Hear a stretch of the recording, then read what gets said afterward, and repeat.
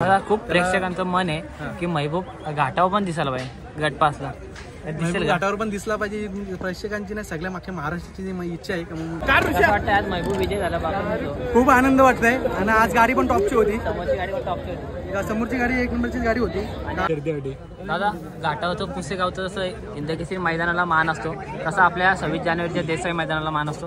काय सांगाल देसाई मैदानाबद्दल? देसाई वाटतं आज महबूब विजय झाला बाबा? खूप आनंद वाटतंय आणि आज गाडी पण टॉपची होती. समोरची गाडी पण टॉपची होती. समोरची गाडी एक नंबरची गाडी होती. नियोजन कसं वाटतं? नियोजन मैदानाचा एकच नंबर आहे. रविदादांनी भरपूर मेहनत घेतली अड्ड्यासाठी, पण काय पब्लिकच्या पुढे त्यांना काय करता येत नाही. पायरा कसा जोडून आला? पायरा पहिले जुलत होता, हरण्याचं नाव दिलं तेव्हा पण आपलाच बैल होता. गाडी जमल तसा बैल होता, मथुरचा पण बैल होता. आणि प्रेक्षकांच्या प्रेमावर काय वाटतं? प्रेक्षकांचं प्रेम आहे तिथपर्यंत, म्हणून तर अजूनपर्यंत इथपर्यंत टिकलोय दादा. बक्कासूर पण चांगला बोलतो आणि मंगळवाड्याचा बच्चा पण चांगला बोलतो. त्याप्रमाणे डावीची ती एक नंबरचीच गाडी होती आणि ती मारली, आम्हाला खूपच आनंद झालाय. आणि त्या पण या शुभ मुहूर्तावर 26 जानेवारीचा पारंपरिक मैदान आहे, देसाई मैदान. यात बऱ्याचशा जणांचं नाव इथंच रोशन होतं आणि मला इथं जिंकली त्यावेळेला खूप आनंद झाला आम्हाला. आणि हरण्या आणि आपला महबूब होता, तर नियोजन वगैरे कसं होतं आणि हरण्या कसा? हरण्या हा बैल सध्या तर एकच नंबरचा बैल आहे उजव्या खाली. नक्कीच तो घाटावर जरी झाला आणि मुंबईमध्ये पण झाला. सध्या टॉपचा बैल हरण्याच आहे, त्यामुळे त्याचे काही विशेष येत नाही त्याच्याकडे बैल टाकायला. आणि जर नियोजन करायचं झाला त्यांनीच आम्हाला गाडी जशी जमली, ठरलेलं आमचं पहिलेच गाडी जमली तर आपणच बोलायची. जशी गाडी जमली तशी त्याने आम्हाला कॉल केल्यानंतर आम्हाला रणनीती आखली गेली आमची. दादा प्रेक्षकांचं एक मन होतं की मथुर आणि महबूब या देसाई अड्ड्यात जोडी दिसायला पाहिजे, तर आज हारण्याने महबूबची गाडी दिसली, कसं काय? त्याचं कारण असं आहे की मथुर आणि महबूबच गाडी ही पळणारच होती. त्यामुळे बक्कासूरची गाडी ही जमली, त्यात राहुल दादा पण भरपूर मोठा योगदान आहे. शर्यत करून घ्यायचा ते मनापासून आहेत आतल्या गोष्टी ते आपण सांगू शकत नाही, पण त्यांचं योगदान भरपूर आलं या शर्यतीमागे. आणि दादा आज एवढे प्रेक्षक आलेले आहेत, जवळजवळ सातारा सांगलीवरून पुण्यावरून पण भरपूर प्रेक्षक आलेत, काय बोलाल? ते प्रेक्षक जे आलेत त्यांचं पहिलेपासून खूप खूप धन्यवाद. इथं जिथपर्यंत आलेत, सातारा, कराड, सांगली, अहमदनगर, नाशिक जिल्ह्यातून पब्लिक आली. जवळजवळ काल आले होते ते वस्तीला, काही वस्तीला आले तर त्यांना खूप आनंद आणि खूप अभिनंदन आहे त्यांचं, जे आलेत. आणि फार बरं वाटतं की जे सर्व पब्लिक आपल्या मुंबईमध्ये येतंय ना. अभिमान आहे या गोष्टीचा का 26 जानेवारीचा मैदान आपल्याकडे होतोय आणि त्याच्यामुळे जी पब्लिक इथे येतोय त्यांना साष्टांग नमस्कार आहे. दादा खूप नवीन पिढ्या बैल घेत चालल्यात, काय संदेश द्याल? कशा प्रकारे ट्रेनिंग वगैरे असली पाहिजे बैल घेतल्यानंतर? नवीन पिढीला पहिले संदेश द्याल का पहिले कमवा मग या नादात पडा. नक्कीच हा नाद चांगला आहे, वाईट नाही, त्यांच्याकडे विचार करूनच हा नाद करा. आणि दादा आपली ही शर्यत मैत्रीपूर्वक होती? मैत्रीपूर्वक शर्यत असते दादा, कोणाची काय भांडण आणि मैत्रीपूर्वक याच्यापूर्वी पण शर्यती आमच्या अशाच होतात. आणि नक्कीच पुढे आपला हाच पायरा पाहायला भेटेल का?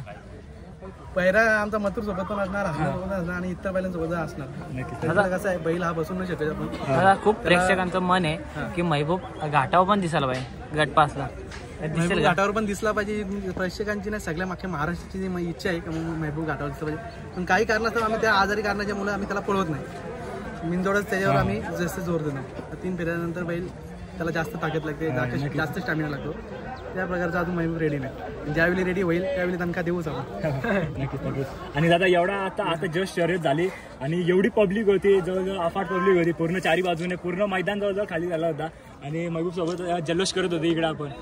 काय बोला प्रेक्षकांसाठी? आणि एवढा प्रेम आहे त्यांचा, प्रेक्षकांच्या प्रेमानं आणि प्रेक्षकांचा जो जीव आहे आपल्या महबूब त्याच्यापर्यंत त्याच्यानुसारच महबूब इथपर्यंत पोहोचला आपल्या.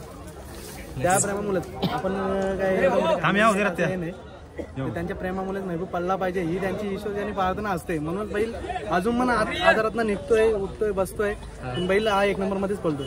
आणि दादा मैदानाबद्दल काय बोला? कमिटीबद्दल एवढा चांगला नियोजन होता सध्या आता थोडंच नाही. रवी शेट्टी अतिशय सुंदर म्हणजे अतिशय आतापर्यंत सगळ्यात देखणा मैदान केलंय.